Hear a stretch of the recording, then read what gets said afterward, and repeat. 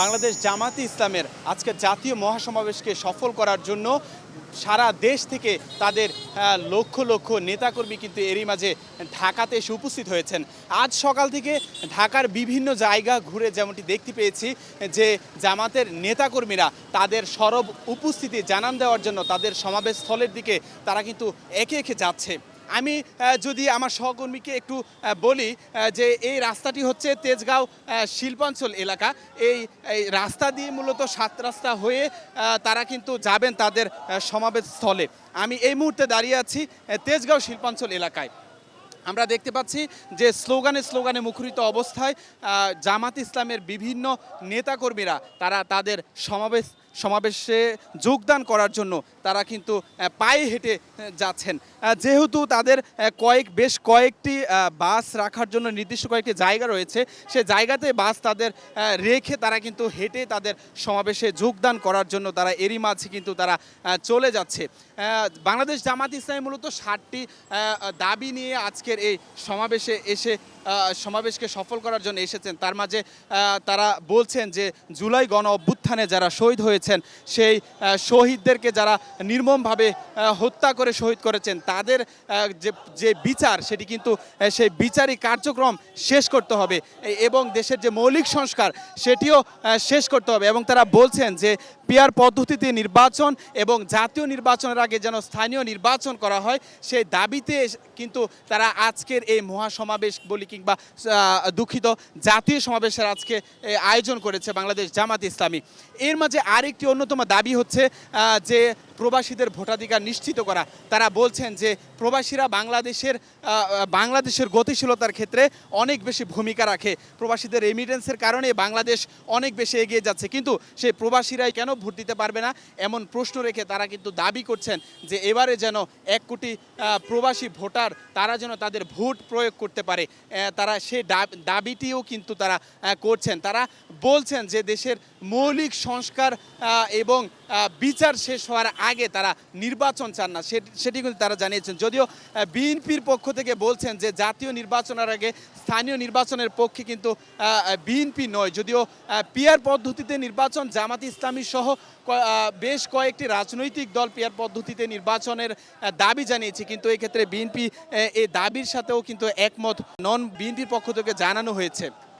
আমি যদি জামাতের একজন কর্মীর সাথে কথা বলার চেষ্টা করি, আজকের এই সমাবেশে মূলত কেন এসেছেন? আমরা ৭ দফা যে দাবি আমির জামাতের পক্ষ থেকে, সেই ৭ দফা দাবি। কয়েকটি দাবির কথা কি বলতে পারবেন? জি, ১ নম্বর হলো জুলাই হত্যার সমস্ত বিচার, মৌলিক সংস্কার, পিআর পদ্ধতিতে নির্বাচন দিতে হবে। আচ্ছা, আপনারা যে পিআর পদ্ধতিতে নির্বাচন কেন চাচ্ছেন? এটা দিলে ছোট বড় যত দল আছে সবাই তাদের যে ভোট, সেই ভোটের প্রাপ্যতা বুঝে পায় পিআর পদ্ধতিতে।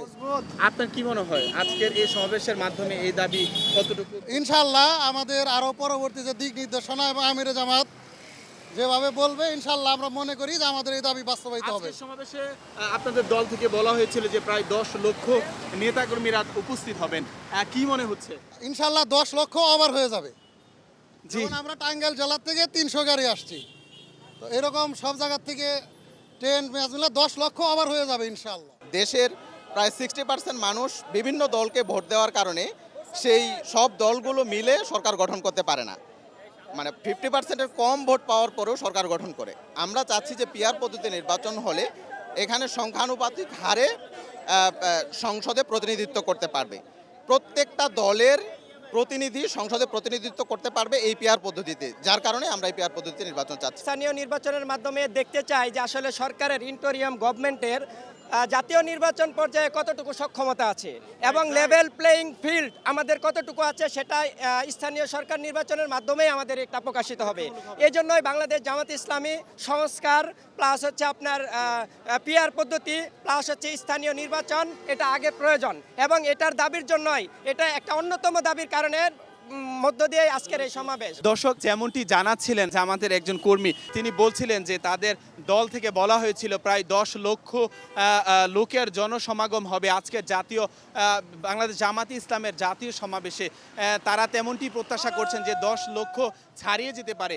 আমরা এখন যে জায়গায় দাঁড়িয়ে আছি তেজগাঁওয়ের, এই রাস্তা দিয়ে কিন্তু মিছিল যাচ্ছে। হাতে হাতে আমরা দেখতে পাচ্ছি যে দাঁড়িপাল্লা প্রতীক নিয়ে তারা কিন্তু সমাবেশ স্থলে যোগদান করার জন্য যাচ্ছে এবং তারা বিভিন্ন স্লোগান দিচ্ছে, আল কোরআনের আলো ঘরে ঘরে জালো, এরকম অসংখ্য স্লোগানে তারা তাদের সমাবেশ স্থলে যাচ্ছেন। বনানী থানা থেকে মূলত এই মিছিলটি যাচ্ছে, তাদের হাতে ব্যানার আমরা দেখতে পাচ্ছি যে হাতে হাতে প্লে কার্ড, ব্যানার, বাংলাদেশের পতাকাও আমরা দেখতে পাচ্ছি এবং তাদের যে দাড়িপাল্লা প্রতীক হিসেবে তারা এই দাড়িপাল্লাকে নিষিদ্ধ করা হয়েছিল। আপনারা জানেন সেই দাড়িপাল্লাকে আবার নির্বাচন কমিশন সেটা কিন্তু আদালতের মাধ্যমে কিন্তু রায় দেওয়া হয় এবং নির্বাচন কমিশন কিন্তু এই তাদের ওয়েবসাইটে কিন্তু দাড়িপাল্লাকে যুক্ত করে প্রায় অনেক দিন পর।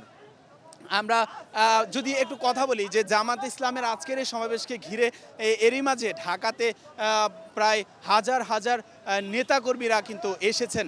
আমরা দেখতে পাচ্ছি বিশাল মিছিলের বহর কিন্তু যাচ্ছে তাদের সমাবেশ স্থলে যোগদান করার জন্য।